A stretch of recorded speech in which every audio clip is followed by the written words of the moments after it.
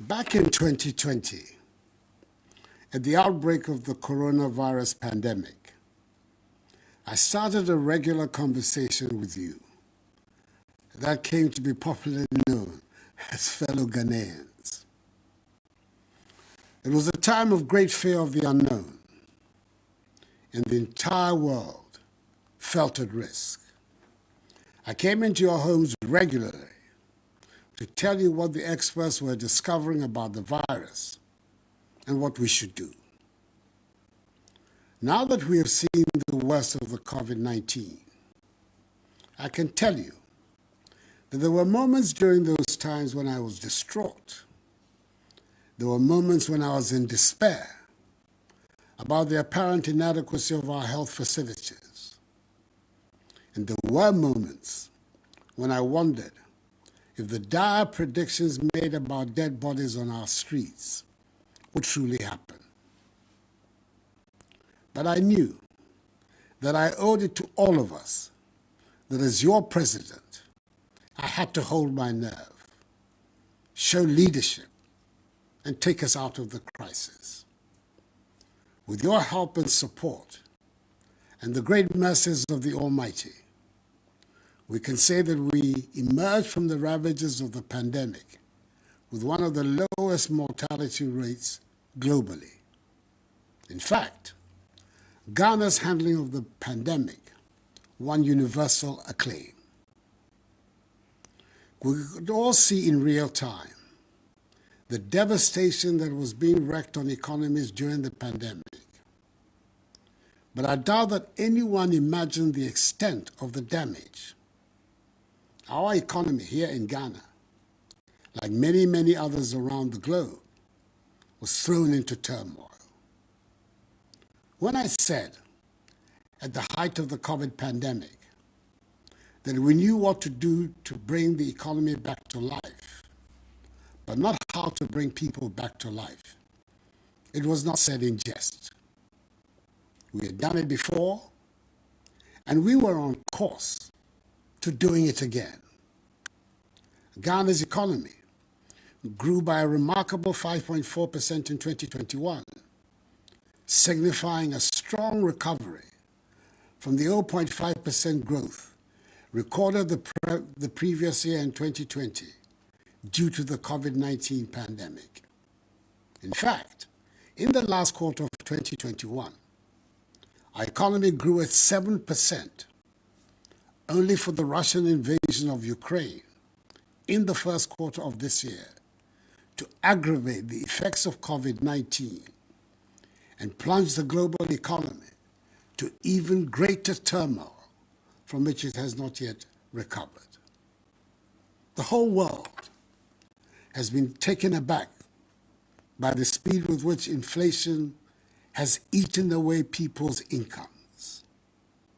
Economies, big and small, have experienced over this year alone the highest rise in cost of living over a generation, the highest rise in government borrowing in over 50 years, the highest rise in inflation for 40 years, the steepest depreciation in their currencies to the US dollar over the last 30 years, the fastest peak in interest rates for over 20 years, and the greatest threat of unemployment in peacetime, with over 100 million people being pushed into extreme poverty.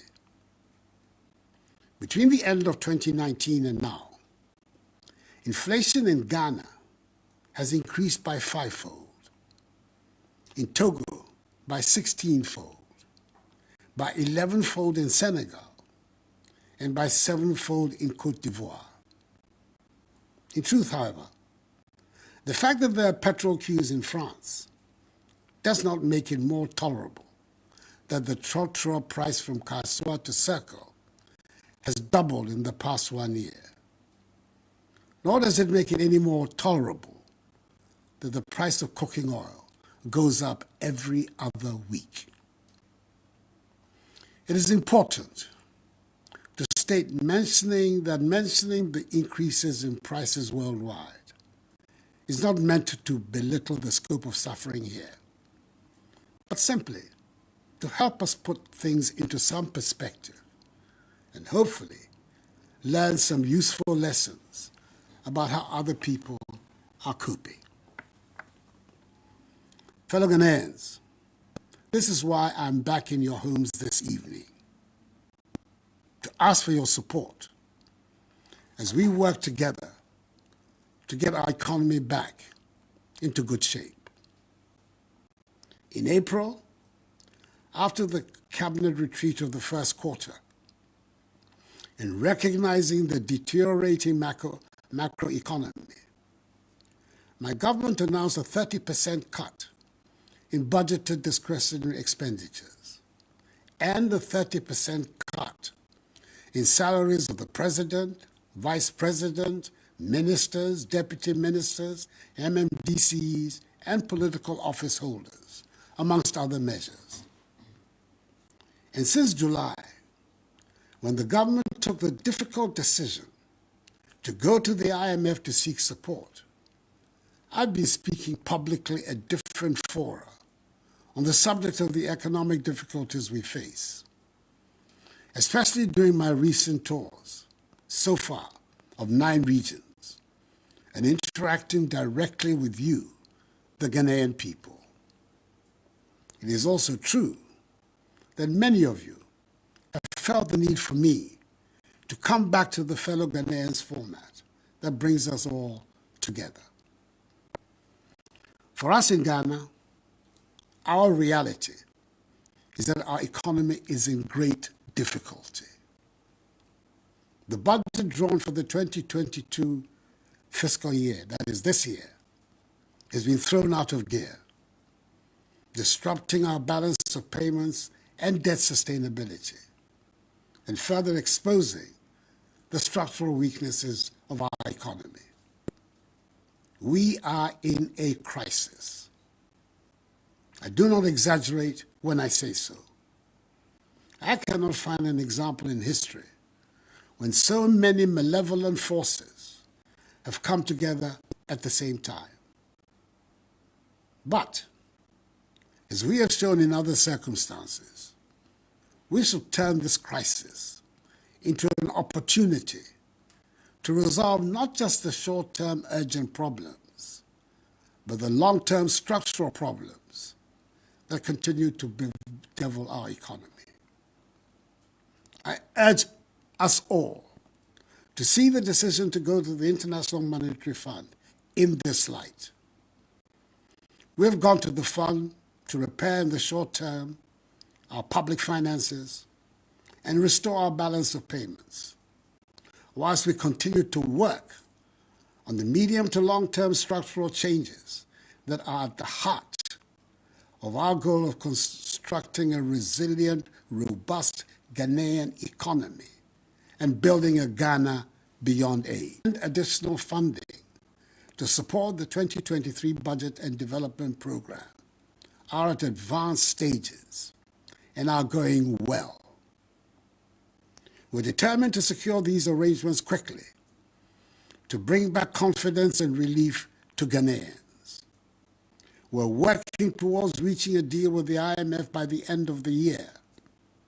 This will give further credence to the measures government is taking to stabilize and grow the economy, as well as shore up our currency. I know that the increasing cost of living is the #1 concern for all of us. It is driven by fast escalating fuel prices at the pumps, which is caused by high crude oil prices on the world market and our depreciated currency. I know that this is putting intolerable pressure on families and businesses. I know that people are being driven to make choices they should not have to make. And I know that it has led to the devaluation of capital of traders and painfully accumulated savings. Furthermore, government is working to secure reliable and regular sources of affordable petroleum products for the Ghanaian market. It is expected that this arrangement, when successful, coupled with a stable currency, will halt the escalation of fuel prices and bring relief to us all. I hear from the market queens also that another factor fueling the high prices is the high margins that some traders are slapping on goods for fear of future higher costs. I say to our traders, we are all in this together. Please, let us be measured in the margins we seek. I have great respect and admiration for the ingenuity and hard work of our traders, especially those that take on the distribution of foodstuffs around the country. And I would hesitate to join in calling them names.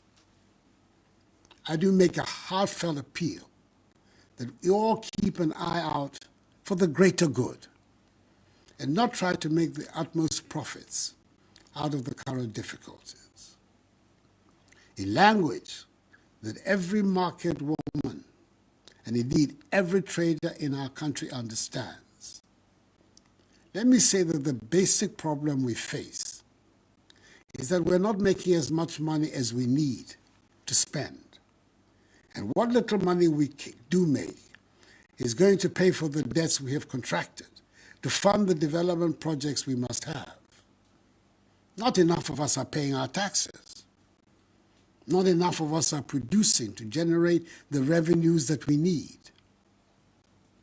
Nevertheless, my ambitions for Ghana remain high. All our children should be educated and trained with skills that will enable us to be competitive in the world. We need to close rapidly the infrastructure gap. We need to build a world-class healthcare system. And we need to build confidence in ourselves to make ours the happy and prosperous place it deserves to be. I believe we can and we will find the means to achieve these goals, even if the immediate measures we have to take are painful.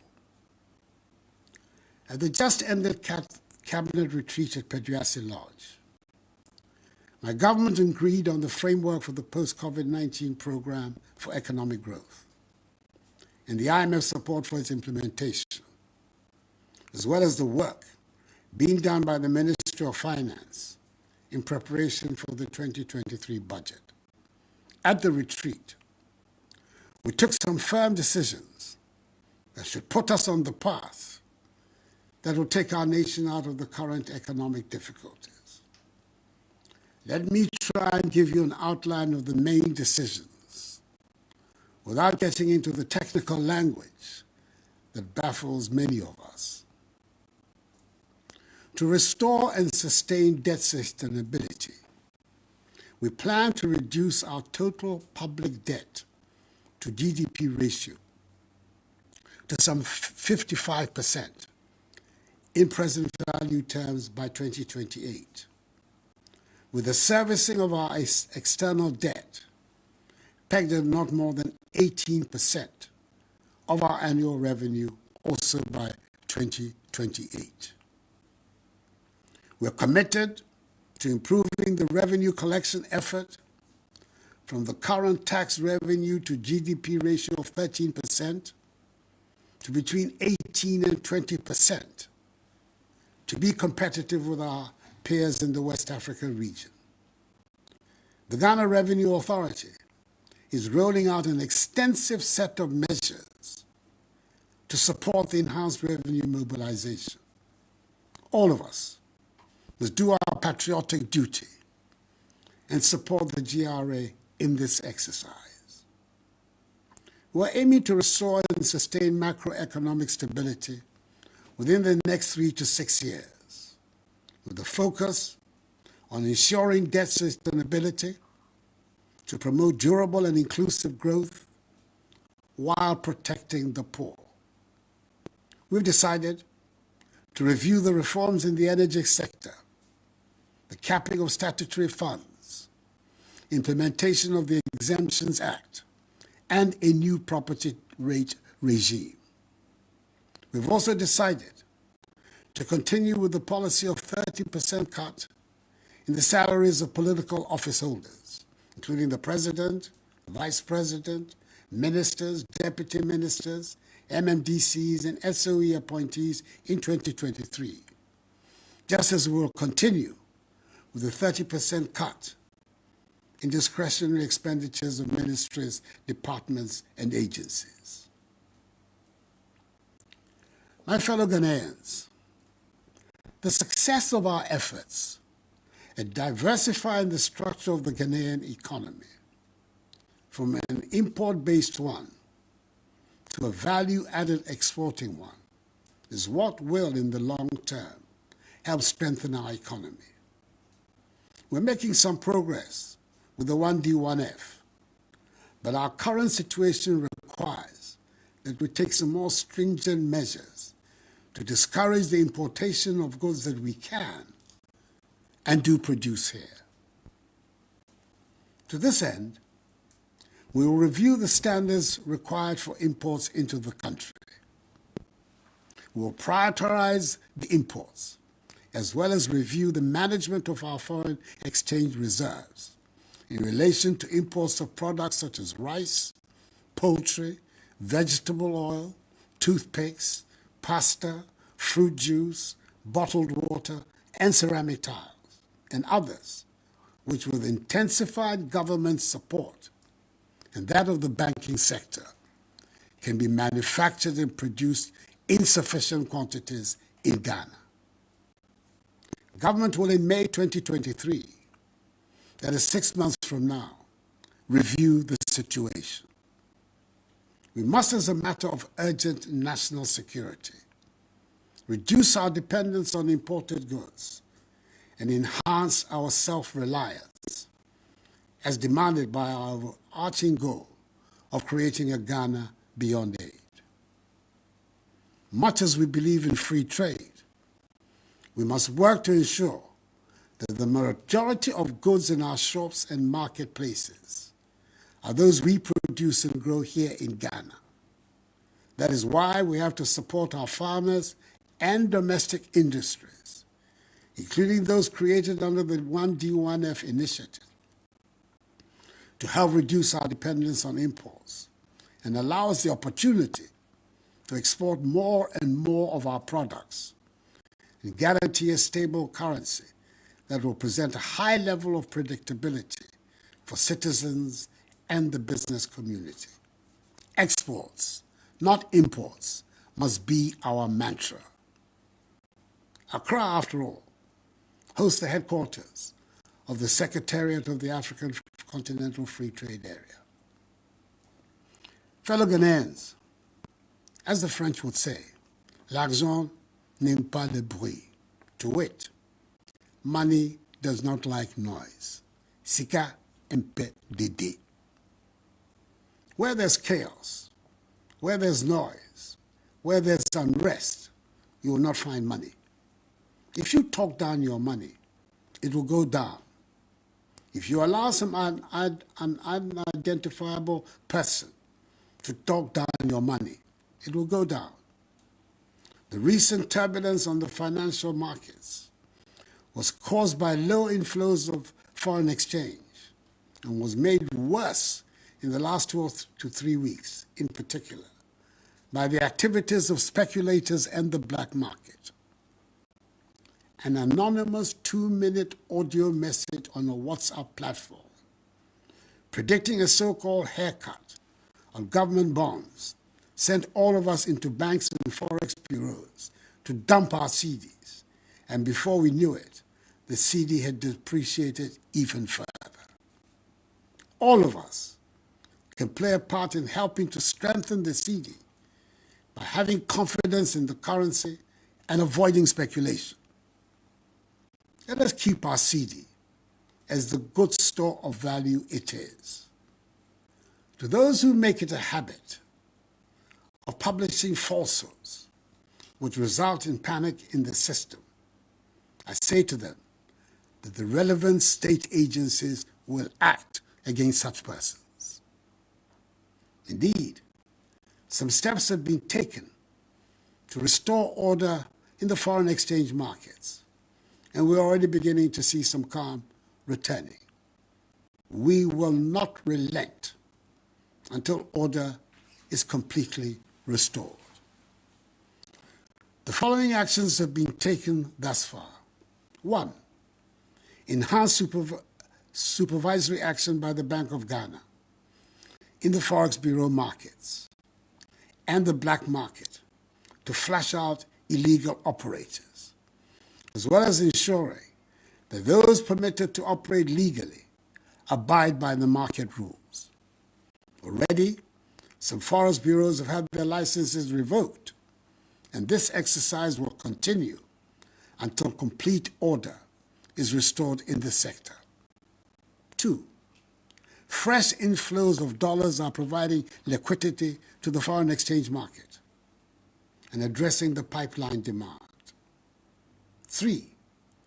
The Bank of Ghana has given its full commitment to the commercial banks to provide liquidity to ensure the wheels of the economy continue to run in a stabilized manner till the IMF program kicks in and the financing assurances expected from other partners also come in. 4. Government is working with the Bank of Ghana and the oil producing and mining companies to introduce a new legal and regulatory framework to ensure that all foreign exchange and from operations in Ghana are initially paid to banks domiciled in Ghana to help boost the domestic foreign exchange market. And 5, the Bank of Ghana will continue and enhance its gold purchase program.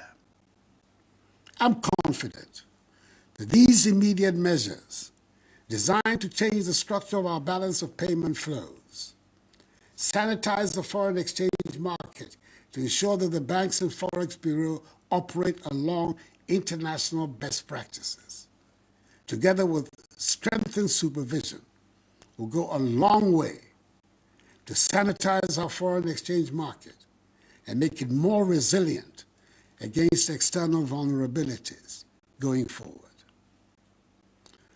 Over the course of this week, I've had several fruitful engagements with the Trades Union Congress and Organized Labor, the Ghana Employers Association, the Association of Ghana Industries, the Ghana Association of Banks, the Private Enterprise Federation, the Association of Forex Bureau Operators, the Association of Market Queens and Women, all of whom represent important stakeholders of the Ghanaian economy. They express their concerns and propose solutions on how best to solve our problems. I've been encouraged by the enthusiasm of these interest groups to help government to address these challenges, and I intend to continue these engagements with other groups. I also want to assure all Ghanaians that no individual or institutional investor, including pension funds, in government treasury bills or instruments, will lose their money as a result of our ongoing IMF negotiations. There will be no haircuts. So I urge all of you to ignore the false rumors. Just as in the banking sector cleanup, government ensured that the 4.6 million depositors affected by the exercise did not lose their deposits. And minim sɛ asnat asetena mu ayɛ nanso mo bi ampa aba mo kɔso nya gidie wɔ aban no mu ehyehyɛ a etumi ma free SHS any one district one factory eba mu no ehyehyɛ a ɛboa ma yɛtumi pam corona yare no free ɔman no mu saa so na maban ɛtoto nneɛma yie saa mmerɛ ɛma ahotɔ aba ɔman mu na minim sɛ gidie no ɛwɔ me mu no ɛkyerɛ sɛ ɛko no Unyankopon neko. Ayeme la ke ni biewa. Si nyeka shegbe nye ya no. Ni nye na himo ke yeli yake gbejiano to ni hani free SHS bamiye. Gbejiano to ni hani this one district one factory bamiye. Gbejiano to ni hani wanye washwe corona hila keshi wa mane miye. Na kano ni miam lalo bato gbejiano to koni hijole abami. Ejake miye himo ke yeli ake ta nyumotani. My government has always been cognizant of the importance of implementing policies and social interventions to relieve Ghanaians of hardships. It is for this reason that over the first 5 years in office, the government reduced electricity tariffs cumulatively by 10.9%. We provided free water and electricity as well as reduced tariffs for the entire population during a whole year of the COVID-19 pandemic. We increased the share of the District Assembly's Common Fund to persons with disabilities by 50%. We exempted Kayaye from market tolls. We expanded the LEAP by 150,000 beneficiaries.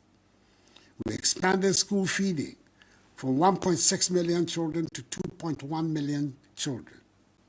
We restored teacher and nursing training allowances. We absorbed the cost of BC and WACC exam registrations for parents. No guarantor is now required to obtain student loans. The Ghana card is sufficient. And we have implemented free TVET as well as free senior high school education. It is obvious, fellow Ghanaians, that you have a government that cares. We're determined to restore stability to the economy and provide relief. We're in all of us are in this together and asking for your support to rescue Ghana from the throes of this economic crisis. I have total confidence on our ability to work our way out of our current difficulties. We are not afraid of hard work. We will triumph, as we have triumphed many times before. Let us unite and rally around our republic, its institutions and its democratic values, and insist that under God we will emerge victorious from our current difficulties. For this too shall pass, as the battle is the Lord's. I'll be coming regularly to keep you updated about the measures your government is making to move our country forward and tackle our economic challenges.